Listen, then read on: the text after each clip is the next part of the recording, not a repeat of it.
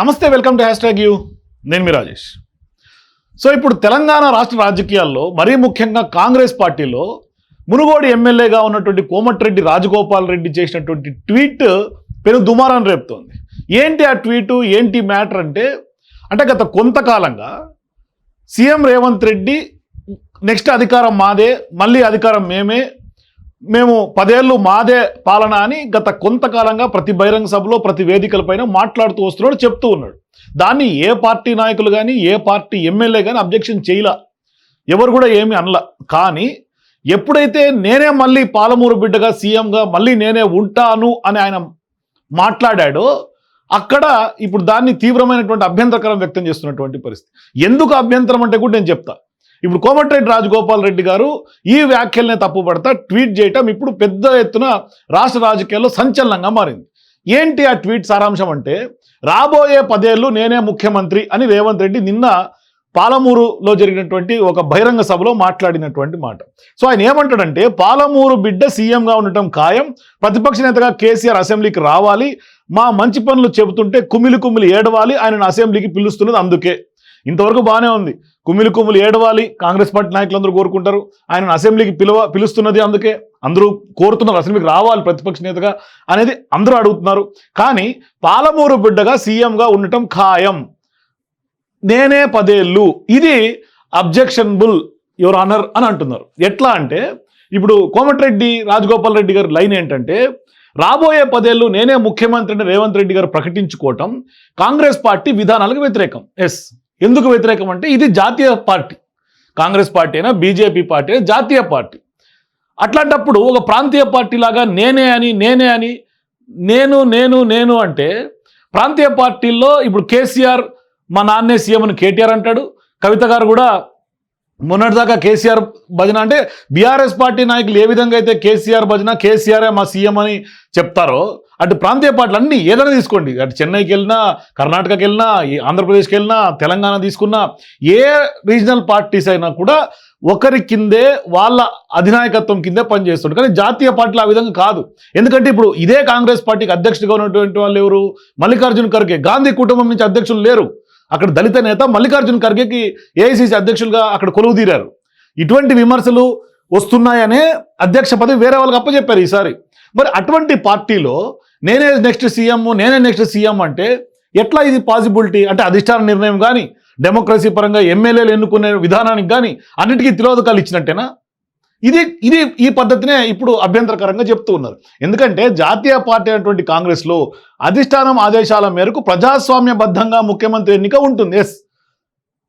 మొన్న గచ్చిబౌలి హోటల్లో LP meeting జరిగి, ఎల్పీ మీటింగ్లోనే సీఎం రేవంత్ రెడ్డి యొక్క నాయకత్వాన్ని మద్దతు ఇచ్చారు.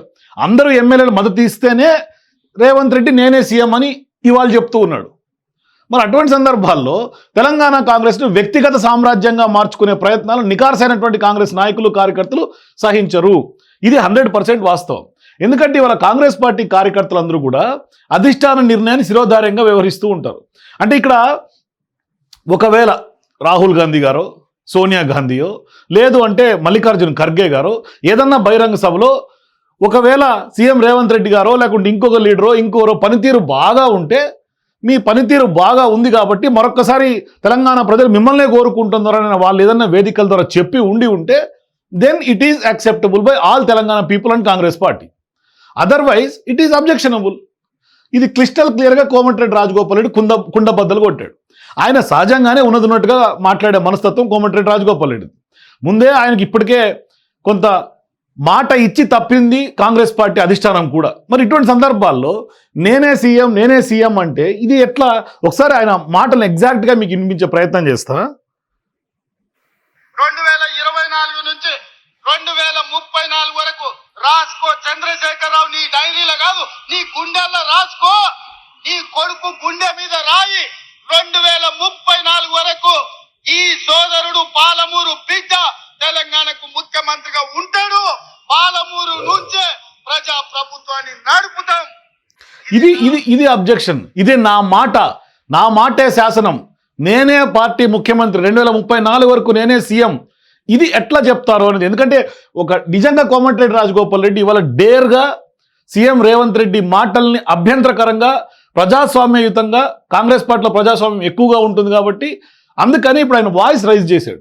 అదే మిగతా ఎమ్మెల్యేలు ఎవరు మాట్లాడనటువంటి పరిస్థితి. అరే మీరెట్లా నేనే సీఎం అని చెప్తారు అని ఎవరు క్వశ్చన్ చేయలే. కానీ కోమటిరెడ్డి రాజగోపాల్ రెడ్డి ఆ ట్వీట్ చేశాడు. అయితే ఇక్కడ ప్రధానంగా కాంగ్రెస్ పార్టీలో ఇప్పుడు స్థానిక సంస్థల ఎన్నికలు వస్తూ ఉన్నాయి, దాని మీద దృష్టి పెట్టట్లా. ఇప్పుడు అసంతృప్తివాదులు, కాంగ్రెస్ పార్టీ కార్యకర్తలు, అసంతృప్తిలో ఉన్నటువంటి వాళ్ళు వాళ్ళ మీద దృష్టి పెట్టాలి. అసలు ఏం చేయాలి, ఎట్లా స్థానిక సంస్థల ఎన్నికలు వెళ్ళాలి, ఏ విధంగా స్థానిక సంస్థలను ఎక్కువగా కాంగ్రెస్ పార్టీలో ఖాతాలో వేసుకోవాలి, ఇది వదిలిపెట్టి కేవలం బహిరంగ సభలో కేసీఆర్ని ఇన్నిసార్లు తిట్టడము, లేదు అంటే లేకుంటే నేనే సీఎం అని చెప్పటము, ఇటువంటి వ్యాఖ్యలు ఇది హైలీ అబ్జెక్షనబుల్. అందుకని ఇవాళ కోమటిరెడ్డి రాజగోపాల్ రెడ్డి పదే పదే ఇప్పుడు ఇటువంటి ట్వీట్ మొదటిసారి అనుకుంటా, నాకు తెలిసి తెలంగాణ చరిత్రలో మొదటిసారి ఇటువంటి ట్వీట్ మనకు కనిపిస్తూ ఉంది. ఇది రాష్ట్ర రాజకీయాల్లోనే చర్చనీయాంశంగా మారుతోంది. కానీ వాస్తవానికి కాంగ్రెస్ పార్టీలో చాలా మంది సీనియర్లు ఉన్నప్పటికీ కూడా అధిష్టానం సీఎం రేవంత్ రెడ్డిని ఆనాడు ఎందుకంటే ఒక ఫేస్గా వెళ్ళారు, పాదయాత్ర చేశారు, మరోవైపు ప్రజల్ని ఆకర్షింపజేసేలాగా చేశారు, ఆయన స్పీచ్ల్లో కేసీఆర్కు ధీటైనటువంటి వాడని అనిపించుకున్నారు. అందుకనే గతంలో ప్రతిపక్ష ఆయన పిసిసి అధ్యక్షుడిగా ఉన్నప్పుడు ప్రతిపక్ష పార్టీలో ఉన్నప్పటికీ కూడా చాలామంది సీనియర్లు విభేదించిన కాంగ్రెస్ పార్టీ అధిష్టానం ఆయన్నే సీఎంగా ఎంపిక చేసింది. కానీ సీన్ కట్ చేస్తే ఇవాళ చాలామంది సీనియర్లలో కూడా సీఎం రేవంత్ రెడ్డి అన్నా లేకుంటే కొంత కాంగ్రెస్ పార్టీలో అంతర్గతంగా ఉన్నటువంటి టాక్ కొంత ఒక రకంగా చెప్పాలంటే అందరూ నిగూఢంగా కడుపులో పెట్టుకున్నారు వాస్తవానికి. అంటే ఒక రకమైనటువంటి వ్యవహారం ఉన్నప్పుడు కూడా బయట పడట్ల కాంగ్రెస్ పార్టీలో. కానీ ఇవాళ కోమటిరెడ్డి రాజగోపాల్ రెడ్డి మాత్రం ఉన్నట్టుగా స్పష్టంగా చెప్పేశారు. కానీ ఇక్కడ ఒక రకంగా నేనే సీఎం అని అంటుంటే సీఎం రేవంత్ రెడ్డి గారు, కానీ నేనే సీఎం అంటే అది ప్రజలు యాక్సెప్ట్ చేయాలి. అంటే ఒక రకంగా చెప్పాలంటే ఎంతటి లీడర్ అయినా ఖచ్చితంగా ఒకానొక సందర్భంలో ప్రజా వ్యతిరేకత ఎదుర్కోవాల్సిందే. మరి ఇప్పుడు సీఎం రేవంత్ రెడ్డి గారు ఏ ధైర్యంతో ప్రజా వ్యతిరేకత ఈయనకి రాదు అని అనుకుంటారో నాకే తెలియదు. ఎందుకంటే ఇప్పుడు సీఎం కేసీఆర్ విషయం తీసుకున్నా, లేదంటే అంతకుముందు చాలా లీడర్లు పేర్లు మనకి ఇప్పుడు మనం చెప్పుకుంటూ పోతే చాలా ఉంటుంది. చాలామంది లీడర్లు ఎంత ప్రజా లీడర్ అయినా ఒకానొక సందర్భంలో ప్రజా వ్యతిరేకత కూడా చూరగొనాల్సిందే. అది ఖచ్చితంగా అది ఎన్నికలు జరుగుతున్నటువంటి పరిణామాలు, ఆ టైంలో తీసుకునే ఈక్వేషన్స్, అప్పుడు పొలిటికల్ ఈక్వేషన్స్ ప్రకారం ఎవరు సీఎం అనేది డిసైడ్ చేస్తారు. అంతే తప్పితే ఇప్పటి నుంచే నేనే సీఎం అని చెప్పుకోవటం ఎంతవరకు కరెక్ట్ అనేది కూడా ఇవాళ విశ్లేషకులందరూ కూడా అభిప్రాయపడుతున్నటువంటి పరిస్థితి. అంటే ఇది ఖచ్చితంగా ఏ కాన్ఫిడెన్స్ తోటి సీఎం రేవంత్ రెడ్డి గారు ఈ విధంగా చెప్తున్నారు. ఎందుకంటే ఆయన చెప్తుంది ఏంటి, గతంని పోలుస్తున్నారు. అంటే 1900 అప్పుడు కూడా 10 ఏళ్ల పాటు టీడీపీ ఉన్నింది, మరోవైపు కాంగ్రెస్ 10 ఏళ్ళు ఉంది, ఇప్పుడు బీఆర్ఎస్ 10 ఏళ్ళు, నెక్స్ట్ మళ్ళీ కాంగ్రెస్ 10 ఏళ్ళు అనేది ఈక్వేషన్ చెప్తున్నాడు, పొలిటికల్ ఈక్వేషన్. కానీ ఈ పొలిటికల్ ఈక్వేషన్ ఎప్పటికీ ఈ విధంగా ఇలాగే ఉంటుందని కూడా మనం ఎక్స్పెక్ట్ చేయలేం. ఆ ఈక్వేషన్కి బ్రేక్స్ కూడా రావచ్చు. కానీ ఆ బ్రేక్ రాకుండా ఉండాలంటే ఏం చేయాలనే దాని మీదే కొంత సీరియస్గా ఇన్డెప్త్గా అధ్యయనం చేయాల్సినటువంటి అవసరం ఉంది. లేదు అంటే అది ఖచ్చితంగా గుండెల మీద రాసుకోంతగా కాన్ఫిడెన్స్ ఏముంది అనేది కూడా ఇప్పుడు అతిపెద్ద చర్చ జరుగుతుంది తెలంగాణ పబ్లిక్లో అంతా కూడా. తెలంగాణ రాష్ట్రంలో ఇవాళ అధికార పార్టీ కాంగ్రెస్ పార్టీ కార్యకర్తలకి, నాయకులకి సెక్యూరిటీ లేదు, నిజంగానే లేదు. ఎందుకంటే కార్యకర్తల్లో ఒక రకంగా అసంతృప్తి ఉంది. ఈయనేమో జాతీయ పార్టీని కాస్త ప్రాంతీయ పార్టీగా మార్చి మొత్తం నడుపుతున్నటువంటి సందర్భం మనకు కనిపిస్తూ ఉంది సీఎం రేవంత్ రెడ్డి. ఇక కాంగ్రెస్ పార్టీ కార్యకర్తల మీద జరుగుతున్నటువంటి దాడుల్ని ఖచ్చితంగా ఎవరూ పట్టించుకోవట్ల. నిన్న తాజాగా జరిగినటువంటి ఘటన, అంటే మొన్న మల్కాజ్గిరి ఎపిసోడ్ పక్కన పెడదాం, మైనంపల్లి రోహిత్, మైనంపల్లి హనుమంతరావు గారు ఇదంతా పక్కన పెడదాం. నిన్న తాజాగా జరిగింది నంగి దేవేందర్ రెడ్డి. ఆయన గతంలో బీజేపీలో ఉండే కాంగ్రెస్ పార్టీలోకి వచ్చిండు, కాంగ్రెస్ పార్టీ సిద్ధాంతాలు సపోర్ట్ చేస్తున్నాడు. ఆయన గతంలో గల్ఫ్ కార్మికుల కోసం అనేక సందర్భాల్లో కష్టపడ్డాడు. అయినా కూడా బీఆర్ఎస్ పార్టీ కార్యకర్తలు, నాయకులు సవాళ్ళు ప్రతిసవాళ్ళ నేపథ్యంలో ఆయన్ని ఉరికించి బట్టలు చింపి మరీ కొట్టి తరిమారు. పోలీసుల సమక్షంలోనే, పోలీసులు ఉండగా పోలీసులు అడ్డుకుంటున్నప్పటికి కూడా తిరగబడి మరీ కర్రలతో కొట్టి బట్టలు చింపి పరిగెత్తించారు. మరి ఇంత అన్సెక్యూర్డ్గా కాంగ్రెస్ పార్టీ కార్యకర్తలకే ఇవాళ ఇటువంటి పరిస్థితి ఉంది. మరి అటువంటిది ఎట్లా దీన్ని మనం సార్ట్అవుట్ చేసుకోవాలి? ఆ విజువల్ చూపిస్తా, నాకు చాలా బాధాకరంగా అనిపిస్తుంది. చూడండి కొట్టేది చూడండి, ఆయన చొక్కా చింపేసి కొడుతూ ఉంటే పోలీసులు అక్కడే ఉన్నారు.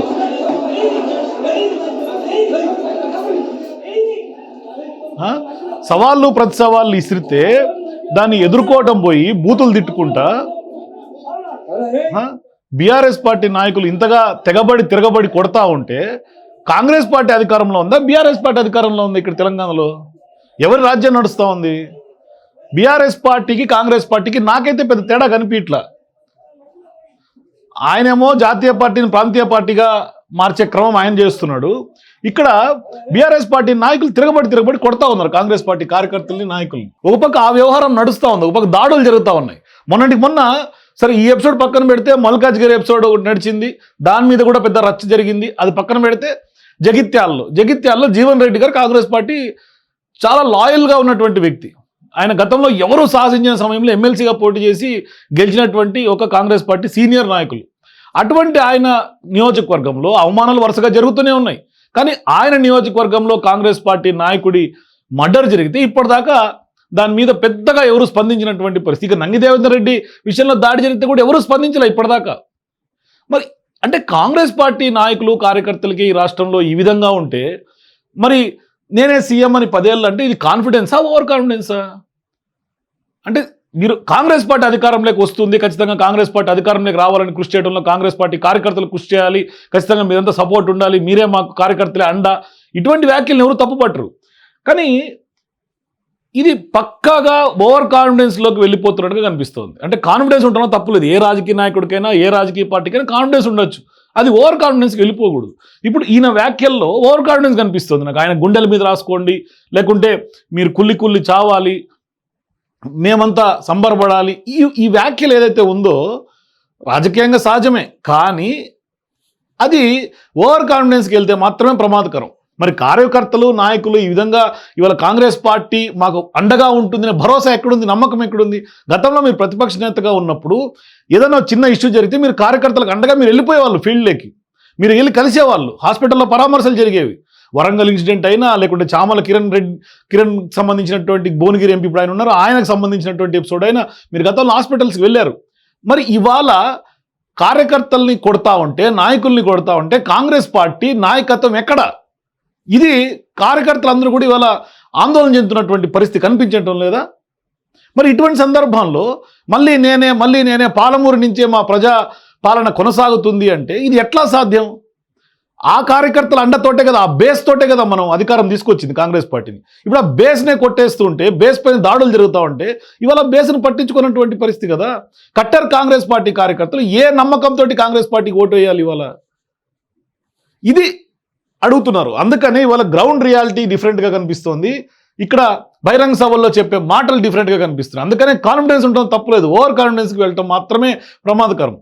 ఇక నిజంగా అధిష్టాన నిర్ణయం కాకుండా ఈయన నిజంగానే ఆయన అన్నట్టుగా రేవంత్ రెడ్డి గారు కాంగ్రెస్ పార్టీని ఒక సామ్రాజ్యంలాగా తెలంగాణలో నడుపుతూ ఉంటే అది ఖచ్చితంగా భవిష్యత్తులో ప్రమాదకరం. అది జాతీయ పార్టీ విధానాలకు ప్రమాదకరం. వాస్తవాలకు దూరంగా ఇవాళ కాంగ్రెస్ పార్టీ అగ్రనాయకత్వం అట్లాగే రాష్ట్ర నాయకత్వం పోకడ చూస్తూ ఉంటే కొంచెం కాంగ్రెస్ పార్టీ కార్యకర్తల్లో ఆందోళన కనిపిస్తుంది. కాంగ్రెస్ పార్టీ ఎవరైతే లీడర్లు ఉన్నారో వాళ్ళలో కూడా ఆందోళన కనిపిస్తుంది. బట్ ఒకసారి ఇది రెక్టిఫై చేసుకోవాల్సినటువంటి అవసరం ఉంది. కానీ కోమటిరెడ్డి రాజగోపాల్ రెడ్డి ఏదైతే ట్వీట్ చేశారో ఆ ట్వీట్ మీద పెద్ద ఎత్తున రాజకీయంగా చర్చ అయితే జరుగుతోంది. చూద్దాం భవిష్యత్తులో ఏం జరగబోతుందో. సో మీరు కూడా ఖచ్చితంగా కోమటిరెడ్డి రాజగోపాల్ రెడ్డి ఆలోచనల్లో ఎందుకు ఆయన ట్వీట్ చేశారు, మరి నిజంగానే సీఎం రేవంత్ రెడ్డి నేనే అని చెప్తున్నటువంటి వ్యవహారాన్ని నిజంగా తప్పుపట్టాల్సిందేనా, లేకుంటే మరి కాంగ్రెస్ పార్టీ భవిష్యత్తులో అధికారం ఖచ్చితంగా వస్తుందనే నమ్మకం ఏం కనిపిస్తోంది? మీ అభిప్రాయాల కింద కామెంట్స్ తెలియజేయండి. For more videos please watch #.